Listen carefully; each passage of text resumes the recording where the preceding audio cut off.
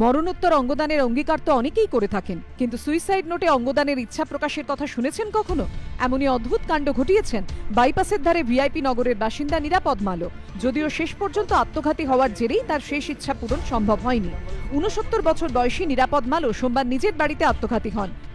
নিরাপদ মালোর বুক পকেট থেকে পুলিশ একটি সুইসাইড নোট উদ্ধার করে, যেখানে লেখা ছিল তার দুটি কিডনি যেন পাড়ার বাসিন্দা তমাল দত্তকে দিয়ে দেওয়া হয়। তমাল দত্ত এবং নিরাপদ মালো একই পাড়ার বাসিন্দা। তমালকে নিজের ভাইয়ের মতো ভালোবাসতেন নিরাপদ। তিনি জানতেন তমাল বছরখানেক ধরে কিডনির অসুখে ভুগছেন, একজন কিডনি দাতাও খুঁজছেন। আত্মঘাতী নিরাপদ মালোর ছেলে বাবার এই ইচ্ছে পূরণের জন্য যথাসাধ্য চেষ্টাও করেন। বাবার দেহ নিয়ে যান এরআরএস মেডিকেল কলেজ হাসপাতালে, যোগাযোগ করেন চিকিৎসকের সঙ্গে।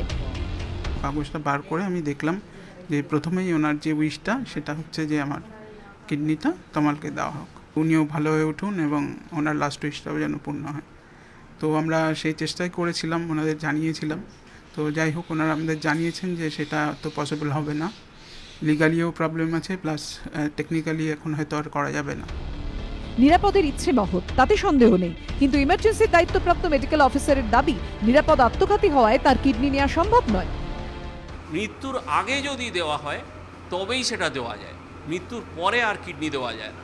জীবিত অবস্থায় তাকে একটা লিগাল ডকুমেন্ট সই করে তবে দান করা যায়। এদিকে নিরাপদ মালো সুইসাইড নোটে যে তমালকে কিডনি দিয়ে যাওয়ার ইচ্ছে প্রকাশ করেন, তিনি এখন পড়েছেন ঘোর বিড়ম্বনায়। তমালের দাবি তিনি কখনো অসুখ নিয়ে কারোর কাছে দুঃখ প্রকাশ করেননি, তা সত্ত্বেও নিরাপদ এমন কাণ্ড ঘটানোয় তিনি বিস্মিত। আমরাও ভাবতে পারিনি উনি যে এত লোক যে এই জিনিস করবে, এটা আমরা ভাবতে পারিনি। কি কেমন আছো, হ্যাঁ শরীর কীরকম আছে, আমি দাদা আপনার কীরকম আছেন, শরীর কীরকম আছে, এই জিনিসটা হতো। কিন্তু কিডনি দেওয়া নেওয়া এইসব ব্যাপারে কোনো সময় কথা ওইসব ব্যাপার হয়নি।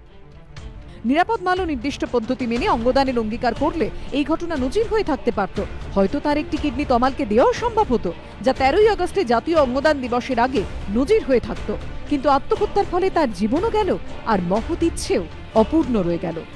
শেষ ইচ্ছে হিসেবে সুইসাইড নোটে লিখেছিলেন দুটো কিডনি তাকে দান করার কথা, কিন্তু বাস্তবে তা সম্ভব হলো না, অপূর্ণ থেকে গেল সেই ইচ্ছে। ডাক্তাররা বললেন এই বর্তমান পরিকাঠামোতে তা সম্ভব নয়। ক্যামেরায় জয়ন্ত বেহেরার সঙ্গে ঝিলম করঞ্জাই, এবিপি আনন্দ, কলকাতা।